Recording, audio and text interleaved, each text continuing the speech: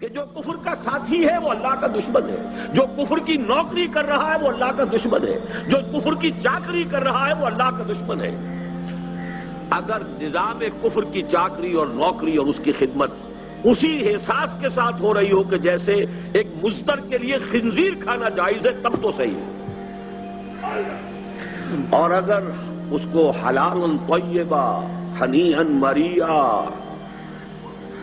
اپنی ساری توانائیاں بیچ دیں، اپنی ساری جوانی گلا دی، پوری زندگی، وہ 5 سوال جن کے بارے میں فرمایا گیا لن تزول قدم ابن آدم حتی یسأل عن خمس عن عمرہ فیما افناہ وعن شبابہ فیما ابلاہ، جوانی گلا دی چاکری میں۔ میں ایک واقعہ آپ کو سنا دیتا ہوں، میرے بزرگ بھی تھے اگرچہ مجھ سے انہوں نے بیعت کی تھی، بلکہ سب سے پہلے وہی شخص تھے جنہوں نے ہاتھ کھینچ کر زبردستی مجھ سے بیعت کی تھی، حاجی عبدالواحد صاحب مرحوم مغفور۔ ایک خاص زمانہ تھا، 1930 میں انہوں نے ایم اے انگلش کیا تھا۔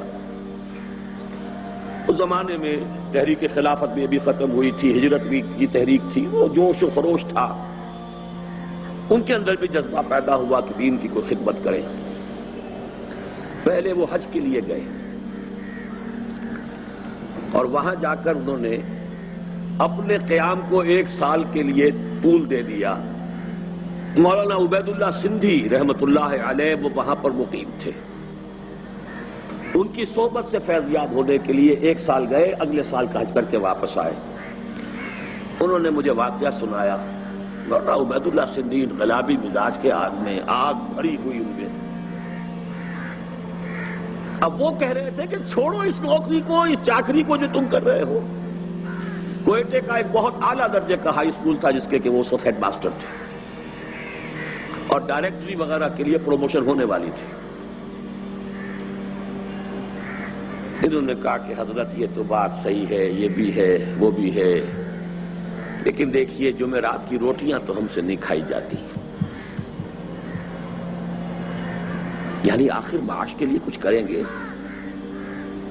یہ تو نہیں ہم کر سکتے۔ تو پہلا رد عمل تو ان کا یہ تھا، ہاں بھائی واقعی آپ کی بات صحیح ہے، بہت صحیح کہہ رہے ہیں آپ، جمعرات کی روٹیاں کھا کر کیسے آدمی کام کرے۔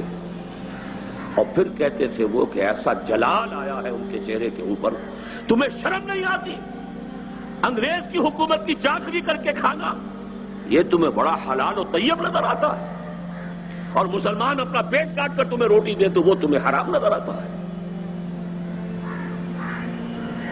تقابل تو کرو، انگریزی پڑھا رہے، تنخواہ لے رہے، انگریزوں کے لیے کلرک پیدا کر رہے ہیں، ان کی گاڑی کے اندر گھوڑوں کی طرح جت کر اور اس سے تنخواہیں لینا باعزت روزی ہے۔ اور اگر مسلمان اپنا پیٹ کاٹ کر تمہاری کوئی خدمت کریں تو وہ بڑی تمہاری عزت نفس کے لیے بڑا چیلنج ہے، بڑی فرق تو صرف سوچ کا ہے، حقیقت منکشف نہ ہو تو بات اور ہے، ورنہ کتنی سامنے کی بات ہے۔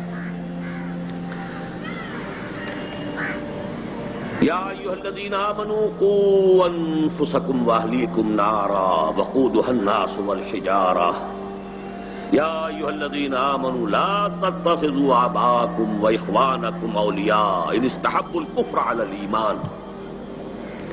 کفر کو کفر اصطلاحی نہ سمجھیے، نظام کفر کے ساتھ ہم آہنگی کفر ہے، باغیوں کے ساتھ روابط اور مراسم بغاوت ہے، یہ سب اللہ کے خلاف بغاوت ہے۔ دنیا میں آپ اس کی چاکری کر رہے ہیں، اس کی نوکری کر رہے ہیں، آسائشوں کے لیے، آرام کے لیے، عیش کے لیے۔